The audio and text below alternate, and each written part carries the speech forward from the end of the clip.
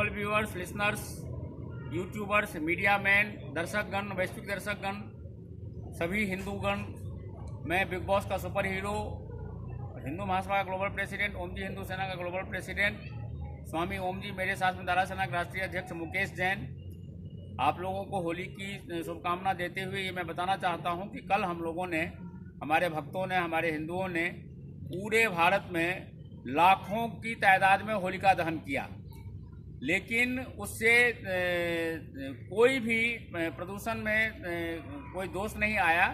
प्रदूषण मुक्त भारत है। और ये जो फर्नेस ऑयल है जिसके ऊपर में ये जस्टिस स्वतंत्र कुमार ने और दूसरे जजों ने रोक लगा रखा है, उसके रोक को हटाने के लिए आप लोग आंदोलन करें, हम आंदोलन कर रहे हैं, उसमें आप हमारा साथ दीजिए, जिससे कि भारतीय परंपराओं पर आघात न पहुंच सके, भारतीय परंपरा अक्षुण्ण रह सके। और ये पराली पे, ये जलाने पे रोक लगाते हैं, ये पटाखों पे रोक लगाते हैं, ये सब हमारी कूड़े पे रोक लगाते हैं, कूड़े जलाने पे रोक लगाते हैं, ये सब जो हमारी परंपराएं हैं, इन परंपराओं को हम अक्षुण्ण तरीके से चलाएंगे। और जो भी जज इस पे रोक लगाएगा उसके आदेश की हम धज्जियां उड़ाएंगे और अपनी परंपरा को हम लगातार जारी रखेंगे। इसके बारे में विस्तृत जानकारी मुकेश जैन जी आपको दे रहे हैं। कल होलिका दहन हुआ, करोड़ों टन लकड़ी जलाई गई, किंतु मैं जब दिल्ली और एनसीआर का और दूसरी जगह का वायु गुणवत्ता सूचकांक देखा, एयर क्वालिटी इंडेक्स देखा, तो वो उसमें कुछ सुधार हुआ है। मतलब वातावरण में प्रदूषण के बदले वातावरण सुधरा है। तो इसका मतलब यह है कि लकड़ी जलाने से या कोयला जलाने से, इन जलाने से कोई किसी तरह का प्रदूषण नहीं फैलता। जो स्वतंत्र कुमार जैसे सीआईए के एजेंट ने, जज ने सीआईए के एजेंट और ईसाई मिशनरियों के एजेंट वकीलों की और दूसरे एनजीओ की याचिका पर जो पराली जलाने पर प्रतिबंध लगाया है, दिल्ली में कूड़ा जलाने पर प्रतिबंध लगाया है, फर्नेस ऑयल पर प्रतिबंध लगाया है, पटाखे जलाने में प्रतिबंध लगाया है, ये सारे के सारे जज सीआईए के इशारे पर भारत को महामारी फैलाकर मारने की साजिश में रत हैं। और इनकी साजिश है कि कूड़े में आग न लगाकर, जो कूड़ा पहले उसमें मच्छर पनपे, मक्खी पनपे, जीवाणु पनपे, और वे जीवाणु भारत को संक्रमणित बीमारियों से लिप्त करें।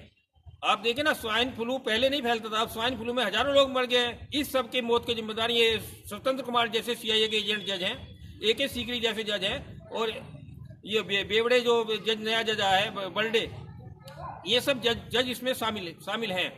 तो मेरा यही कहना है कि जब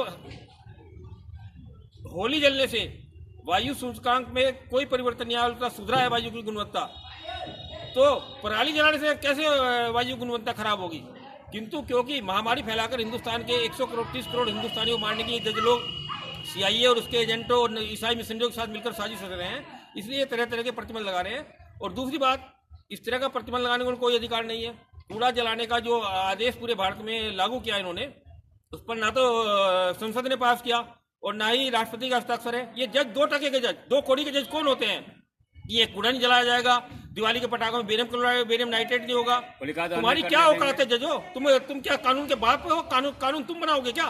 कानून बनाना संसद का काम है। तुम्हें तो संसद ने अपने सर्वोच्च न्यायालय के प्रक्रिया और पद्धति संबंधी कानूनों में के साधारण नियम का अधिकार दिया है, उसके लिए भी तुम्हें राष्ट्रपति की अनुमति की जरूरत है। और तुम कहते हो कूड़न जलाएंगे, तुम कहते हो दिवाली के पटाखों में बेरियम नाइट्रेट नहीं होना चाहिए, तुम कहते हो फर्नेस ऑयल जलाने दे रहे हो। क्या कानून को तुमने अपने बाप की पपोती समझे हुए है क्या? तुम्हें कानून बनाने का कोई अधिकार है? तुम कौन होते हो फर्नेस ऑयल पर प्रतिबंध लगाने वाले? किंतु क्योंकि फर्नेस ऑयल पर प्रतिबंध लगा के इन्होंने भारत सरकार और भारत के उद्योग को खात्मा करने की एक साजिश रची है, जिसके कारण उद्योगों को अरबों रुपए की, खरबों रुपयों की हानि हुई है। मैं कि हिंडाल्को इंडस्ट्रीज में देखा जाकर, वहां पर उनको रोज 70 करोड़ रुपए की हानि हो रही है फर्नेस ऑयल जलाने के कारण, फर्नेस ऑयल ना जलाने के कारण। उन्होंने उनके लिखित में आया कि किसी तरह अपना हमें अंतर्राष्ट्रीय मार्केट में सफर करना है, इसलिए मूल्य कम किया जाए, किंतु क्योंकि फर्नेस ऑयल पर प्रतिबंध लगा गए, तो ये सारे के सारे जज भारत की अर्थव्यवस्था को चौपट करने में लगे हुए हैं, जिसके कारण भारत की अर्थव्यवस्था की GDP दर 2% कम हुई है।